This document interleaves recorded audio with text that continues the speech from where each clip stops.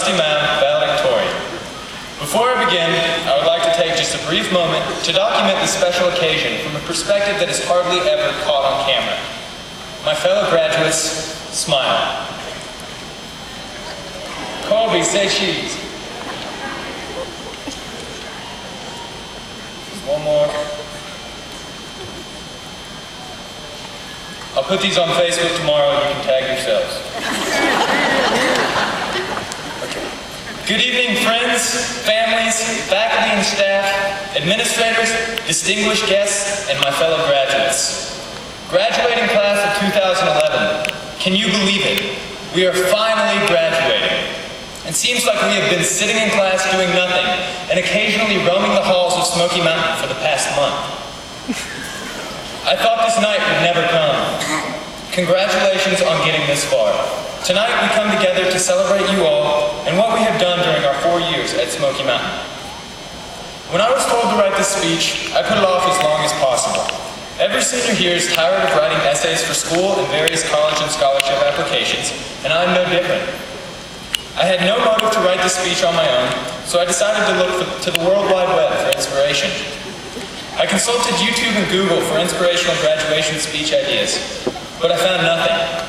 Even Wikipedia was worthless. I quickly realized plagiarism was not going to help me write this speech because there was nothing to plagiarize. After about an hour of searching, I got sidetracked checking Facebook, playing Bloons Tower Defense 3, wasting time on YouTube watching the video of the show choir and Mr. Bethea singing, the life-size Hot Wheels car that jumped 332 feet, some guy catching fish with his bare hands, Tosh.0, Smoky Mountain stunts, Reggie Warren Jr., and Popcorn Sutton's interview with Johnny Knoxville, looking up quotes from Will Ferrell movies, and doing anything else I could to procrastinate. Simply put, I did not want to write this speech. I knew I wanted to avoid writing a long, drawn-out speech about integrity or some other indefinable character trait that's easy to ramble about. Throughout this long, drawn-out process of avoiding writing a long, boring speech, I realized I had already written plenty of long, boring essays this year for Miss Gentry's English class. In the end, I figured I should not reuse an essay, so I decided I would write a new speech and I would keep my speech short, sweet, and to the point. We've been long enough. I wanted to throw in some well-deserved thank yous, add some congratulatory remarks, and briefly touch on the part where the audience tunes out my inspirational cliches. To start, I would like to thank all of the parents here tonight. Without you, none of us would be sitting here today. Your love, support, and guidance have helped us get where we are now. Mom and Dad, thank you, and I love you. I would like to thank the administrators and teachers for all you do for Smoky Mountain and its students. Without you, the school would not be a place of learning. I would also like to extend a special thanks to Superintendent Sue Nations, who is retiring from the Jackson County Public School District this year after 37 years of service.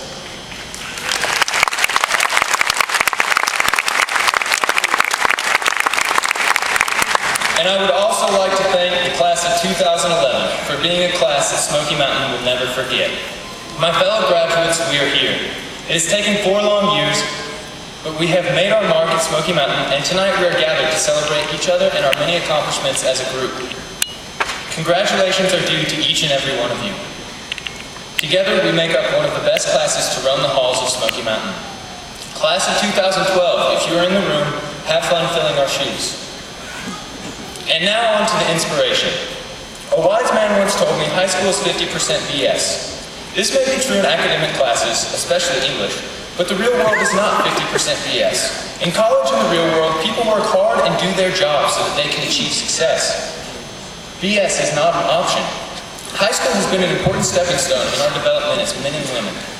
You may not remember what you learned in English, history, math, or science, but you always hold on to the life skills of compassion, courage, integrity, leadership, perseverance, respect, and all the other indefinable character traits that matured in you during your tenure at Smoky Mountain. High school is more than 50% BS. It is a place where boys and girls are transformed into productive men and women who are ready to face the troubles of society head-on. You cannot BS that.